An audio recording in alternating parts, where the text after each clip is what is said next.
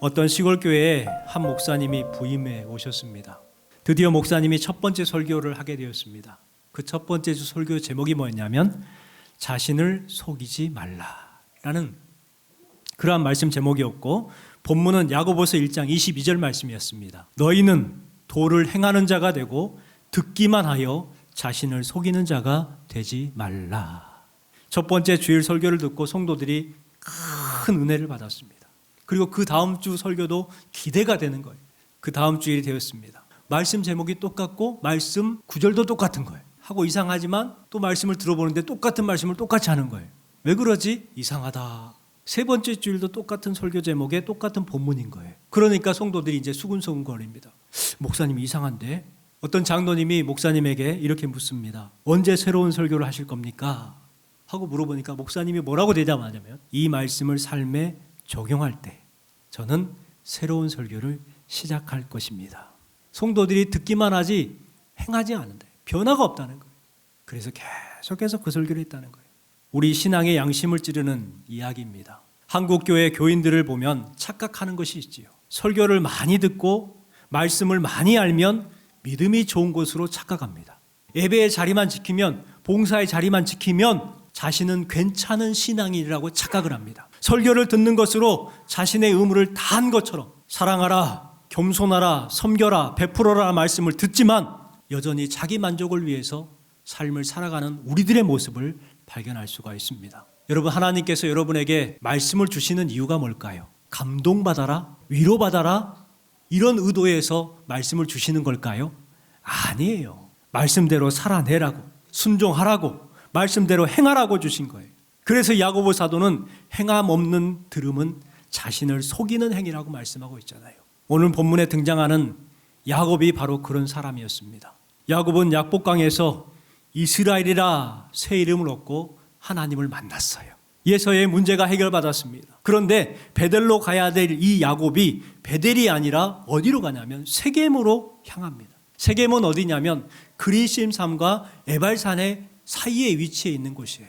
야곱은 그 세겜에서 제단을 쌓고 제사를 드리면서 엘로헤 이스라엘이라는 거창한 이름을 붙입니다. 그런데 실상은 불순종을 감추기 위한 영적 기만이었어요. 나 예배 드리지 않습니까? 하나님 앞에 제사 드리지 않습니까? 하나님의 뜻에 순종을 안 하면서 나 예배 드렸다고. 그렇게 지금 엘로헤 이스라엘이라고 이름 붙인 거예요.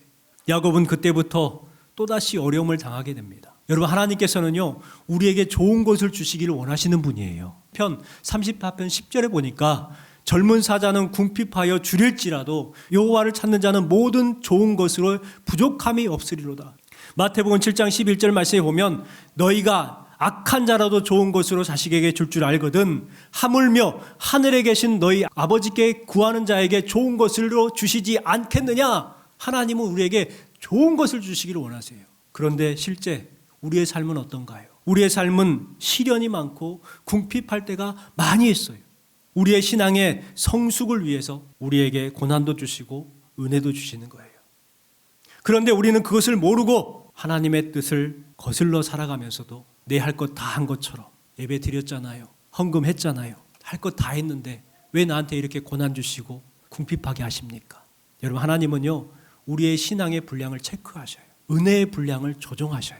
야곱이 어려움을 당했을 때에 그 어려움을 극복하기 위해서 하나님을 찾았을 때 신앙의 성장, 성숙의 기회가 있었습니다. 두 번의 기회가 있었죠. 첫 번째는 누스라는 곳에서 하나님을 만나요. 거기에서 하나님을 만나고 나서 그곳 이름을 베델이라 이름을 합니다. 하란으로 가서 거기에서 20년 동안 세월을 견디는 원동력이 되었죠. 거부가 됩니다. 그리고 두 번째, 20년 후에 또 하나님의 은혜를 경험하면서 신앙의 성장을 이루죠. 그곳이 바로 약복강입니다. 약복강에서 하나님을 만남을 통해서 그의 이름이 야곱이 아니라 이스라엘로 바뀌죠. 해결되지 않을 것 같은 이 에서의 관계에서 해결을 받아요. 에서가 달려와서 야곱의 목을 안고 울면서 반가워합니다. 20년 동안의 그 복수의 칼을 갈고 있었던 에서의 문제가 싹 해결을 받은 거예요. 신앙의 성장이 있을 때에 문제가 해결됐다는 거죠. 우리는 여기에서 중요한 영적 원리를 발견합니다. 신앙에 성장하면 문제가 자연적으로 해결된다는 거예요. 신앙이 뜨거워지면 우리가 하는 고민들이 해결된다는 거예요. 그런데 우리는 신앙이 성장하는 것을 원하지 않고 뜨거워지는 것을 원하지 않고 문제가 해결되기 원하고 고민이 해결되기를 원한다는 것. 그것이 문제인 거예요. 주신 말씀을 기억하고 여러분의 신앙을 높이시기 바랍니다. 더 믿음 안에서 더 하나님 앞에 더 말씀을 의지하시기 바랍니다. 신앙의 고도를 높이면은요, 그 모든 문제가 해결이 되는 거예요. 이 보잉 747이라는 거대한 비행기가 있습니다. 이 비행기는요, 웬만한 바람에는 잘 흔들리지 않아요. 그런데 태풍이 불어가지고 비바람이 치는데 이륙하게 됐습니다. 바람이 부니까 자꾸 휘청휘청거리는 거예요. 그러니까 기장이 어떻게 했을까요? 멈췄을까요? 아니에요. 이륙을 합니다. 더 막 흔들리는 거예요. 기장이 그때 고도를 올릴까요? 낮출까요? 더 올립니다. 계속해서 고도를 올리다 보니까 처음에는 번개가 치고 바람이 불어 휘청거리지만 난기를 만나서 흔들리지만 고도를 높이니까 어떻게 돼요? 구름 위로 올라가요. 비바람 치던 것이 싹 사라지고 햇빛이 찬란한 햇빛이 딱 비추는 거예요. 그러더니 비행기가 안전하게 운행하기 시작합니다. 비바람이 친다고 고도를 낮췄다면 어떻게 될까요? 더 힘들어질 거예요. 여러분, 신앙도 마찬가지인 거예요. 우리 신앙도 힘들다고 문제 있다고 신앙을요 포기하거나 낮춰버리면 오히려 더 큰 문제가 생긴다니까요. 그것을 극복하고 우리의 신앙의 고도를 점점점 높이면은요 그 모든 문제들이 순식간에 해결받을 줄 믿습니다. 신앙이 성장할 때에, 상승할 때에 문제가 사라지게 되는 거예요. 오늘 말씀을 통해서 우리의 영적 고도를 점검하고 베델로 올라가는 결단이 있기를 소망합니다. 우리 신앙의 성숙을 위한 필요한 자세가 뭘까요? 평안할수록 방심을 경계해야 하라는 것입니다. 야곱은 예서와 극적인 화해를 이룹니다. 그때 예서가 감동하고 야곱에게 나와 함께 세일산으로 가자. 야곱이 거절을 합니다. 가축들도 많고 내 가족들도 많으니 당신들과 함께 따라갈 수 없습니다. 당신들은 젊은 장정들만 왔으니까 금방 가겠지만 우리는 시간이 많이 걸립니다. 우리가 당신들을 따라가려고 하면 죽을 겁니다. 그러니까 먼저 가십시오 하고 부탁을 해요. 그러니까 예서가 그러면 너희를 호위할 수 있는 호위병만 몇 명 정도만 두겠다 하니까 야곱이 그것도 거절합니다. 아닙니다. 먼저 다 가십시오. 제가 천천히 형님한테 가겠습니다. 이렇게 말하고 나서 야곱이 세일산으로 가지 않습니다. 참 지혜로운 것 같잖아요. 그런데 그 예서의 문제가 해결이 되니까 이 야곱이 방심하기 시작합니다. 그래서 간 곳이 어디냐면 베델로 가야 되는데 이상하게 숫곳이라는 곳으로 갑니다. 세일산으로 가지도 않고 베델로 가지도 않고 숫곳이라는 애매한 곳으로 가요. 거기에서 집을 짓고 우리간을 지었다고 말하죠. 여러분 좀 이상합니다. 왜 베델로 안 가고 숫곳으로 갔을까요? 방심한 거예요. 문제가 해결됐으니까 좀 천천히 가도 되겠지라는 거예요. 야곱은 위기 때에는 눈물로 매달렸어요. 기도했어요. 문제가 해결됐는데 세상적인 안락함으로 마음을 뺏겼어요. 방심한 거예요. 성도들도 이 방심 때문에 시험에 빠질 때가 많이 있어요. 방심은 기도를 줄이게 만들어요. 전에는 뜨겁게 기도했는데 기도를 줄여갑니다. 말씀을 멀리하기 시작합니다. 예배를 가볍게 여기기 시작합니다. 누리는 것을 당연한 것으로 여기기 시작해요. 초보 때는요 긴장하고 막 이렇게 운전을 해요. 그런데 이제 좀 익숙해졌다라는 때 사람들이 어떻게 합니까? 방심하기 시작하죠. 핸들을 한 손으로 잡고 다른 사람들처럼 이렇게 하고 펌 잡고 이제 운전하는 거예요. 익숙한 길에서 사고가 많이 나요. 처음 가는 길은 긴장하고 가니까 사고가 날지 않아요. 그런데 익숙하니까 마음대로 가다가 사고가 난단 말이죠. 방심이에요. 사도 바울은 선줄로 생각하는 자는 넘어질까 조심하라 경고했습니다. 여러분 방심을 경계하시고 깨어 더 큰 신앙으로 성장하는 여러분 되시기를 주님의 이름으로 축원합니다. 세겜의 형식 신앙을 끊어내야 합니다. 여러분 사순절 기간에 그동안에 형식적으로 했던 그 예배, 형식적으로 드렸던 그 신앙생활을 끊어내야 돼요. 예수 그리스도의 십자가의 그 감동을 다시 회복할 수 있는 그러한 절기가 사순절이 돼야 돼요. 야곱은 숫곳을 떠나서 세겜성으로 갑니다. 점점점 베델로 가는 것이 아니라 세상적으로 세겜 쪽으로 이제 가는 거예요. 그 세겜은 구약 성경에 나오는 소돔과 고모라 같은 곳이에요. 그런데 점점 거기로 옮겨가는 거예요. 옮겨가지고 이제는 그 세겜성 앞에 장막을 칩니다. 땅을 삽니다. 땅을 산다는 건 거기에 계속 머물겠다는 거예요? 떠나겠다는 거예요? 계속 머물겠다는 거예요. 그곳 세겜성 사람들과 친분을 갖습니다. 그리고 또 한 가지요. 20절 말씀해 보니까 제단을 쌓았다고 말합니다. 그 제단 이름이 뭐예요?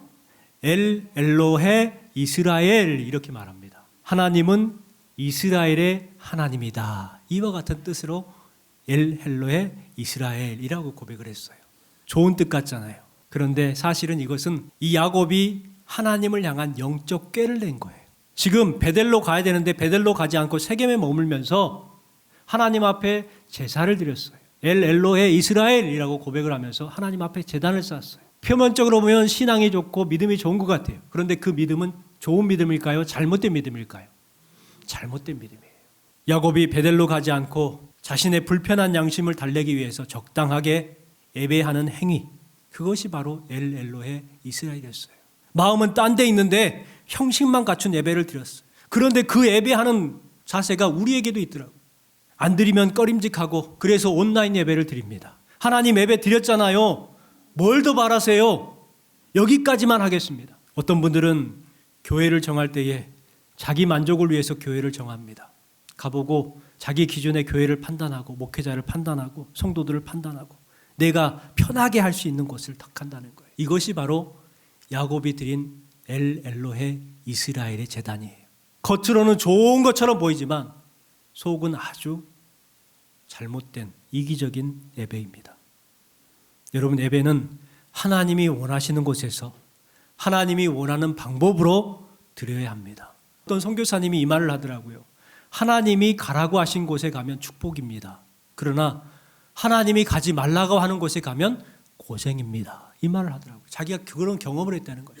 하나님이 가라고 한 곳에 가니까 위험한 곳이지만 가라고 해서 가니까 축복이 오더라는 거예요.